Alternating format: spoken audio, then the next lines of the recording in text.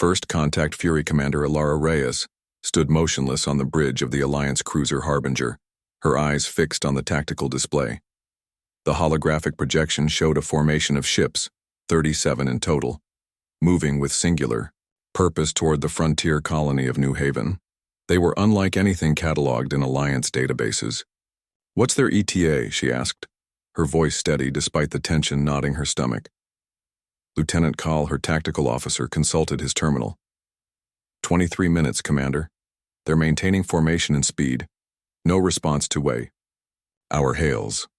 Reyes nodded slowly. The Harbinger led a defensive fleet of 12 vessels, all that could be spared to protect this remote sector. The Alliance had spread itself thin across 3 spiral arms of the galaxy, incorporating 17 sentient species into its peaceful coalition. Peace had made them complacent. "Alert New Haven. Begin evacuation protocols," she ordered. "And get me a direct quantum link to Admiral Sorvin." As the bridge crew carried out her commands, Reyes studied the approaching vessels. Their design was distinctly predatory, elongated hulls bristling with what appeared to be weapon emplacements, their surfaces absorbing rather than reflecting light. No identifying markings, no standard navigation beacons. Just silent, purposeful movement. "Commander," called out Communications Officer Tresh, his feathered crest flattening against his skull in the Avari expression of alarm. "We're detecting energy buildups across the hostile fleet. They're charging weapons." "Defensive positions," Reyes commanded. "All ships barrier fields at maximum. Prepare point defense systems but hold offensive fire. We still don't know if this is a misunderstanding." The Alliance vessels shifted into a protective formation between the approaching fleet and the colony. Standard first contact protocol dictated patience.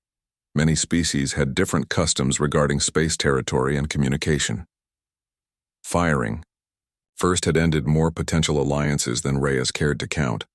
Her restraint proved costly. The lead vessel of the unknown fleet suddenly accelerated, breaking formation. Before the Alliance vessels could adjust, it fired. Not energy weapons as expected, but something that defied Alliance sensors. Where the beam struck the frigate Dauntless, matter simply ceased to exist. Half the vessel disappeared into nothingness, the remainder spinning away, atmosphere and crew venting into the vacuum. "By the void," whispered Cal. Reyes's training took over. "All ships, evasive pattern Delta, return fire, full spread." The battle that followed lasted less than 4 minutes. Alliance weapons, considered advanced by Galactic standards, seemed to have minimal effect on the hostile vessels. Their shots either dissipated against unseen barriers or were somehow absorbed. Meanwhile, the enemy weapons carved through Alliance ships with terrifying efficiency. "Commander, we've lost the Vigilant and the Stormbreak," reported Call, his voice tight. "The Dawncaller is heavily damaged and venting atmosphere." Reyes watched as another Alliance vessel, the Windchaser, disappeared in that same inexplicable way. There one moment, simply gone the next. Not destroyed. Erased. "We can't win this," she realized aloud. "Signal retreat to all remaining vessels. Get as many ships clear as possible. Priority is warning the inner systems." The retreat was chaotic. Of the 12 Alliance vessels, only 5 managed to break away from the engagement zone. The Harbinger, despite sustaining heavy damage to its propulsion systems, limped toward the jump point that would allow them to warn the core worlds. "They're pursuing, Commander," Tresh reported, his voice hollow with shock. "Divert all non-essential power to engines," Reyes ordered. "We need to reach the jump point." As the Harbinger strained toward escape, a curious thing happened. The enemy pursuit suddenly slowed, then stopped altogether. On the tactical display, Reyes watched as the hostile fleet regrouped and resumed its course toward New Haven, apparently abandoning the chase. "They're letting us go?" Lieutenant Call asked, bewildered. "No," Reyes said grimly. "They just don't consider us a threat worth pursuing. They're focused on the colony." In the relative quiet that followed, as the Harbinger limped toward the jump, Point Science Officer Vela approached Reyes with a puzzled expression. "Commander, we're detecting an unusual signal," she said, offering her datapad. "It began during the engagement, but our systems were too occupied to isolate it." Reyes examined the data. "Origin?" That's what's strange. It's coming from uncharted space beyond the Perseus Arm, a region we've never explored. The signal was structured, clearly artificial, using frequencies and modulation patterns unlike any known species in the Alliance. But most curious was the timing. It had begun precisely when the hostile fleet had launched its first attack. Can we decode it? Reyes asked. Vela nodded. Partially. It appears to be a response to the attack, almost as if someone was watching and responded to the hostilities. Hours later, as the Harbinger prepared to make its jump to warn Alliance headquarters, Communications Officer Tresh called out with undisguised shock in his voice. Commander, the signal. We've decoded more of it. It contains language patterns and mathematical sequences, and it's identified its origin. Where? Reyes asked. A system called Sol. The signal specifically mentions a planet called Earth. The name meant nothing to Reyes or anyone on the bridge. No such world existed in Alliance records. And there's more, Tresh continued, his crest now fully erect in excitement. The signal wasn't directed at us, it was directed at the hostile fleet. It's a warning. Before Reyes could process this information, the sensor officer called out, Massive spatial distortion detected. Something's coming through.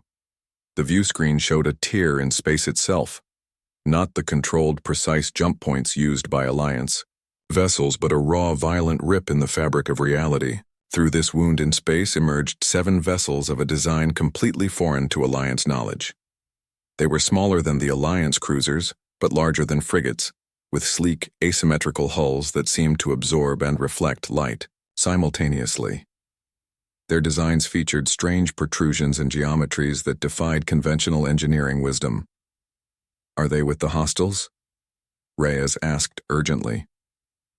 Before anyone could respond, a transmission came through on all frequencies. In perfect Alliance standard, Alliance vessel, this is Captain Mira Chen of the Earth Defense Force ship Nemesis. We've detected your engagement with the Void Hegemony. Hold position. We're moving to intercept the hostile fleet. The bridge fell silent as the implications sank in.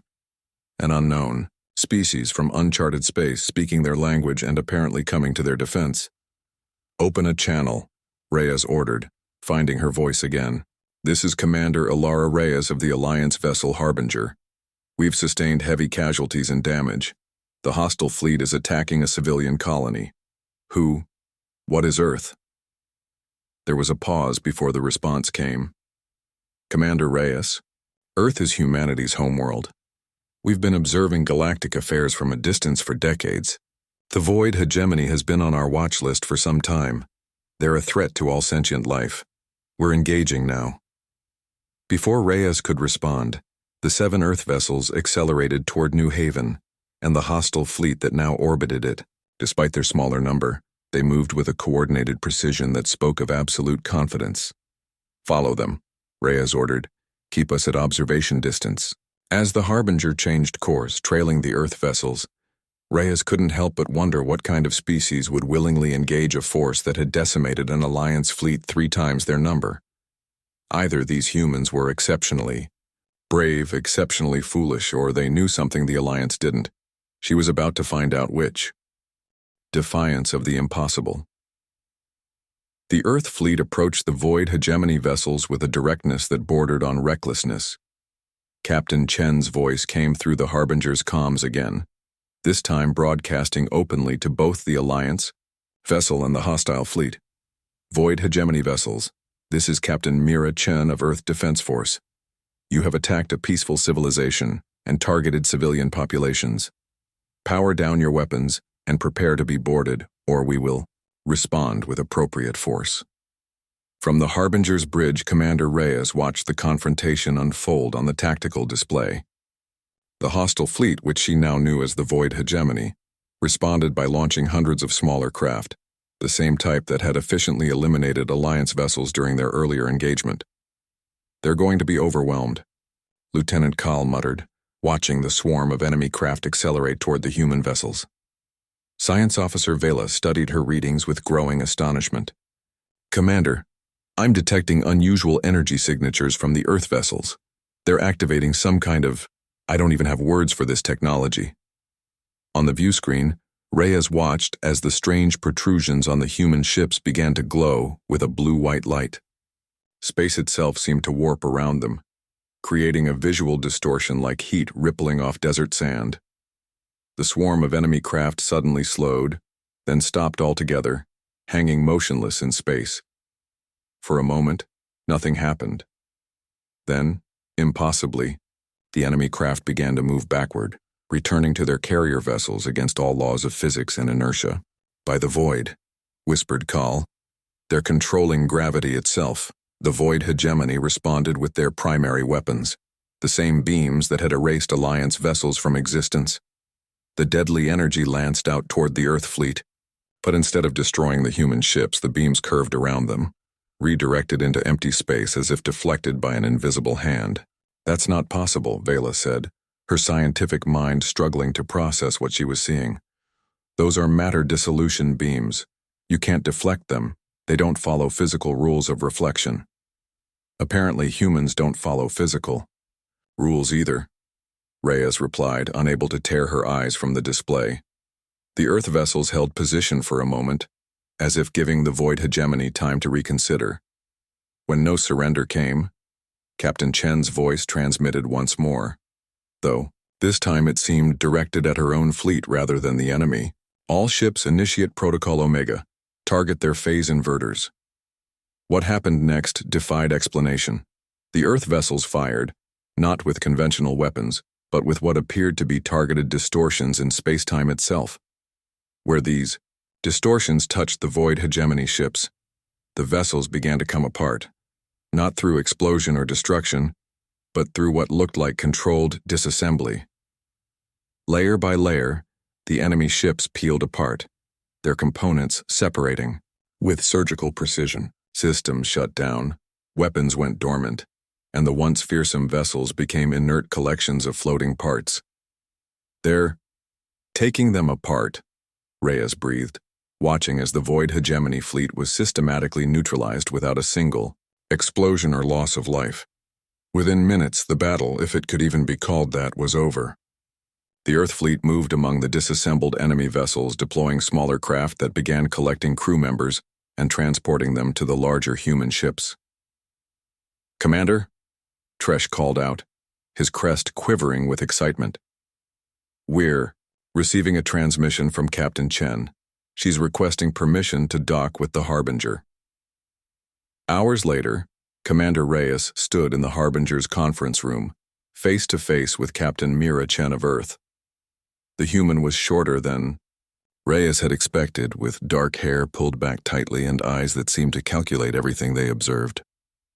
"You have questions," Chen said simply, taking a seat at the conference table. It wasn't a question. Reyes nodded. "About 1,000 of them. Starting with, how does a species we've never encountered speak our language perfectly, possess technology that defies our understanding of physics, and know about a threat we've never encountered before today?" Chen smiled slightly. "We've been watching, learning. Humanity has a saying, knowledge is power. We've made it our business to know everything about our galactic neighborhood before making our presence known." "And the technology?" Reyes pressed. "What I saw today violated fundamental laws of physics." "Not violated," Chen corrected. "Transcended. Your alliance has explored space for centuries using conventional means. Propulsion, weapons, shields. We took a different path." "Out of choice?" Chen's expression grew solemn. "Out of necessity. Earth was nearly destroyed 3 centuries ago, in a war of our own making. We faced extinction and were forced to reconsider everything we thought we knew about reality itself. When your existence depends on innovation, you discover that many fundamental laws are merely guidelines." She gestured toward the viewport, where the remains of the void hegemony fleet drifted in the distance, now harmless collections of component parts. "The void hegemony has been consuming worlds along the galactic rim for decades, staying just beyond Alliance detection. They don't seek territory or resources. They seek to erase existence itself. They worship entropy, the heat death of the universe. Every world they destroy is a tribute to their nihilistic faith." Reyes felt a chill run through her.